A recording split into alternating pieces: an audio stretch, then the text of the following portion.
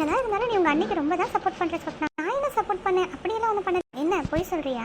அவங்க பாரு எப்படி மாடர்ன் ட்ரெஸ்லாம் போட்டுட்ருக்காங்க, எவ்வளோ வெயிட் போட்டாங்க, அதெல்லாம் கொஞ்சம் குறைக்க சொல்லலாம்ல, பார்க்கவே அசிங்கமாக இருக்குது. இதெல்லாம் கொஞ்சம் கூட கேட்க மாட்டேன். அதுவும் இல்லாமல் உன்னுடைய அப்பா அம்மாக்கு மேக்கப்புங்கிற மாதிரில பேரில் எப்படி பண்ணி வச்சிருக்காங்க. யாராவது பார்த்தா என்ன சொல்லுவாங்க? அவங்கள தானே கிண்டல் பண்ணுவாங்க. கிண்டல் பண்ணுறவங்க பண்ணிட்டு தான் இருப்பாங்க. அதை பற்றி எல்லாம் கவலைப்பட்டு இருந்தால் நம்ம வாழ்க்கை நம்ம எப்படி வாழ முடியும்? அதுவும் இல்லாமல் அவங்க பண்ண மேக்கப் அழகாக தான் இருக்குது.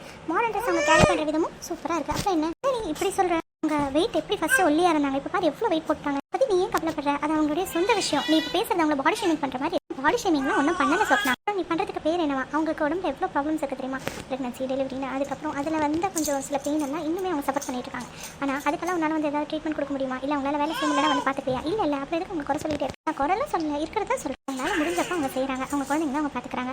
அவங்களுக்கும் கொஞ்சம் பீஸ்ஃபுல்லாக அவங்களுடைய லைஃப் லீட் பண்ணுறதுக்கு டைம் தேவை. கொஞ்சம் கொஞ்சமாக அவங்க ரெக்கவர் ஆகி அவங்க பார்த்துப்பாங்க. இதுக்கு நடுவில் நீ சஜஷன் சொல்கிறேன்ட்டு தேவையெல்லாம் வாங்கி கிடைக்காதீங்க. நீ நான் அவங்க அண்ணங்களுக்கு இதெல்லாம் தப்புன்னு சொல்லிட்டு நீ அட்வைஸ் பண்ணணும்னு பார்த்தா எனக்கே அட்வைஸ் பண்ணிட்டு இருக்கேன். அவங்க சரியாக தான் இருக்காங்க. அது அவங்க லைஃப், அவங்க எப்படி இருக்கணுங்கிறத அவங்க தான் டிசைட் பண்ணணும்.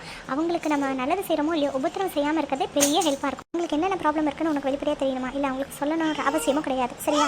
சரி அதுக்காக என்கிட்ட என் கோச்சிக்கல. அவங்க லைஃப்பை அவங்க வாழ்ந்தால் தான் கரெக்டாக இருக்கும். சஜஷன்ற பேரில் உன்னுடைய கருத்துக்களை அவங்க மேலே திரிக்காத.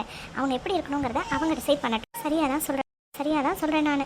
ஏன்னா நீ இப்படி என்ன ட்ரெஸ் போடணும், எப்படி இருக்கணுங்கிறத நான் உனக்கு சொல்லிக்கிட்டே இருந்தால் எப்போ நீ உன் லைஃப்பை வாழ்வ? இல்லை நீ பண்ணுறதெல்லாம் நல்லாவே இல்லைன்னு சொன்னால் உன் மனசு கஷ்டப்படாது. ஆமாம், கஷ்டப்பட தான் செய்யும்.